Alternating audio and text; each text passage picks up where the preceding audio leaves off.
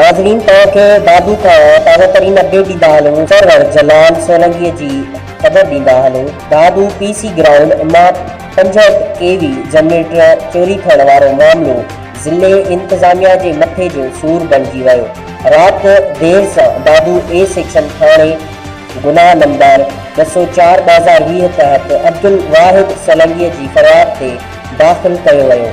दादू session जज अदालत में दादू मुख़्तियार पेश थी अदालत खे ॿुधायो त जनरेटर चोरीअ जो केस दाख़िल कयो वियो आहे, जंहिं ते अदालत सख़्त पुछाणो कंदे कावड़ जो इज़हार कंदे चयो, अव्हां छो पेश थिया आहियो?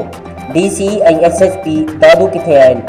दादू सेशन जज पारां 11 बजे ताईं DC दादू ऐं SSP दादू खे पेश थियण जा हुकुम ॾिना, जंहिं बाद DC शाहज़मा खोड़ो ऐं SSP डॉक्टर फ़रक रज़ा फौरी तौर ते अदालत में पेश थिया।